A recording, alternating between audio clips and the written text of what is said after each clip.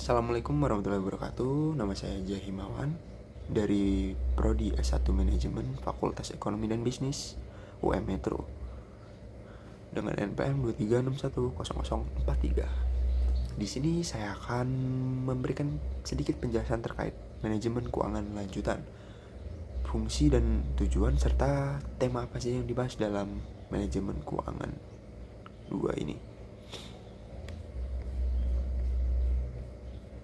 Yang pertama ada pengertian manajemen keuangan lanjutan.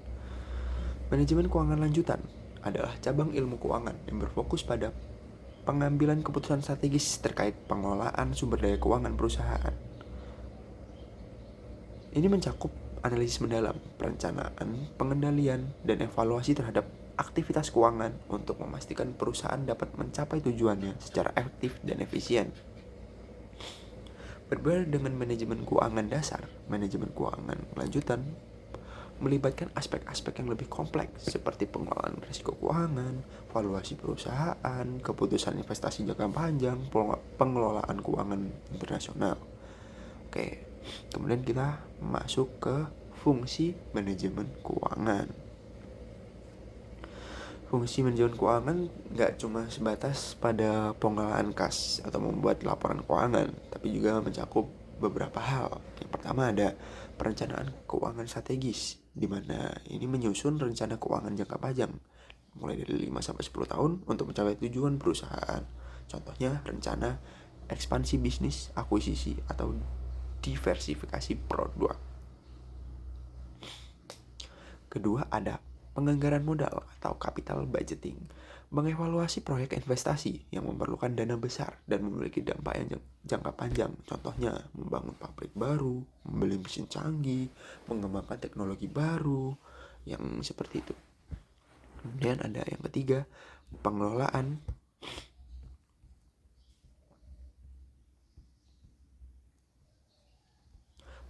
risiko keuangan. Pengelolaan risiko keuangan itu mengidentifikasi, mengukur,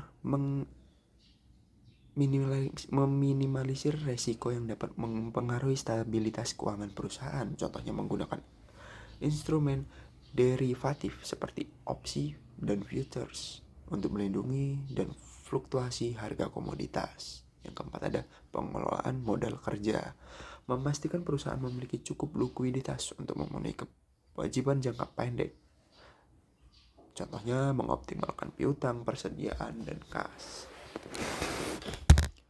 Kemudian yang kelima, ada analisis kinerja keuangan. Analisis kinerja keuangan perusahaan melalui analisis laporan keuangan dan rasio keuangan. Contohnya membandingkan kinerja tahun ini dengan tahun-tahun sebelumnya atau dengan kompetitor. Kelima, keenam. Sekarang keenam, keputusan pendanaan, menentukan sumber pendanaan yang optimal, baik melalui hutang, ekuitas, atau kombinasi keduanya. Contohnya memilih antara menerbitkan obligasi atau saham baru. Kemudian ketujuh,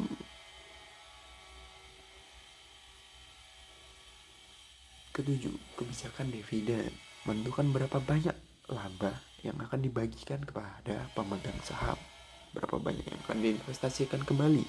Contohnya memutuskan untuk membayar dividen reguler atau menahan laba untuk ekspansi bisnis.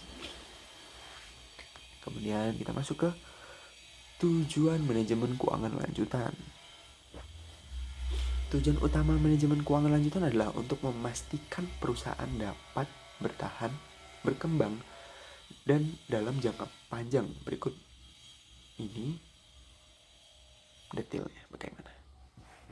Yang pertama ada memaksimalisi nilai perusahaan guna untuk meningkatkan nilai perusahaan melalui keputusan keuangan yang tepat seperti investasi yang menguntungkan dan mengelola risiko yang efektif. Contohnya, memilih proyek dengan NPV positif untuk meningkatkan nilai saham perusahaan. Yang kedua ada meningkatkan profitabilitas, memastikan perusahaan menghasilkan laba yang optimal melalui efisiensi operasional dan strategi penetapan harga. Yang pas. Contohnya mengurangi biaya produksi atau meningkatkan margin keuntungan. Yang ketiga ada menjaga likuiditas, memastikan perusahaan memiliki cukup kas untuk memenuhi kebutuhan atau kewajiban jangka pendek seperti gaji karyawan, pembayaran supplier. Kemudian ada yang keempat, ada mengelola resiko, meminimalisir dampak negatif dari resiko keuangan seperti fluktuasi nilai tukar atau kenaikan suku bunga, contohnya menggunakan hedging untuk melindungi dari risiko valuta asing. Kemudian yang kelima, optimalisasi struktur modal, menyeimbangkan penggunaan hutang dan ekuitas untuk meminimalkan biaya modal dan memaksimalkan nilai perusahaan. Contohnya menentukan debt to equity ratio, menentukan debt to equity ratio yang optimal. Baiklah, kita sekarang masuk ke tema-tema dalam manajemen keuangan lanjutan. Ada beberapa tema dalam manajemen keuangan lanjutan ini. Yang pertama ada analisis laporan keuangan dengan beberapa isi seperti rasio likuiditas yang mengukur kemampuan perusahaan memenuhi kewajiban jangka pendek, contohnya current ratio atau quick ratio. Kemudian rasio profitabilitas yang mengukur kemampuan perusahaan menghasilkan laba, contohnya ROE dan ROA. Kemudian ada rasio solvabilitas yang mengukur kemampuan perusahaan memenuhi kewajiban jangka panjang dengan contoh debt to equity ratio. Kemudian ada rasio aktivitas yang mengukur efisiensi penggunaan aset, contohnya inventory turnover atau asset turnover. Baiklah, yang kedua ada manajemen modal kerja yang dimana isinya adalah kas untuk mengoptimalkan arus kas untuk memastikan likuiditas. Kemudian ada piutang yang mengelola kebijakan kredit untuk meminimalkan risiko piutang yang tak tertagih. Kemudian ada persediaan yang menjaga tingkat persediaan yang optimal untuk mengurangi biaya penyimpanan. Kemudian yang ketiga, masuk ke tema ketiga, penganggaran modal atau capital budgeting.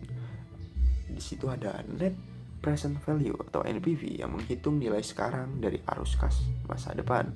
Kemudian ada internal rate of return atau IRR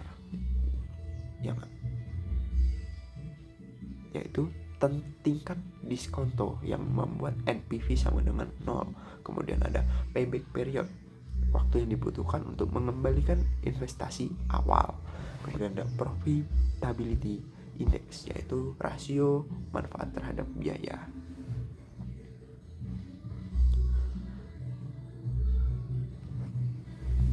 Dan yang keempat ada struktur modal dan biaya modal, cost of debt, yaitu biaya yang dikeluarkan untuk meminjam dana.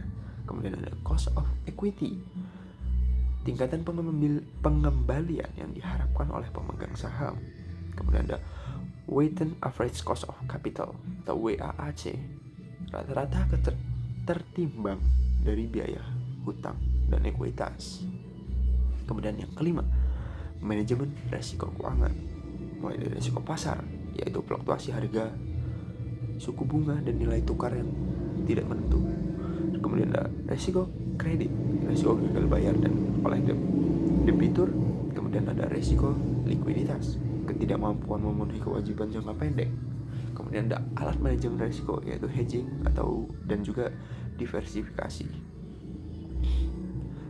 Tema selanjutnya yang ke-6, kebijakan dividen. Dalam kebijakan dividen ini terdapat beberapa, yaitu dividen reguler, yaitu pembayaran dividen secara konsisten. Kemudian ada dividen ekstra, pembayaran tambahan di luar dividen atau dividen reguler. Kemudian ada stok dividen, pembayaran dividen dalam bentuk saham.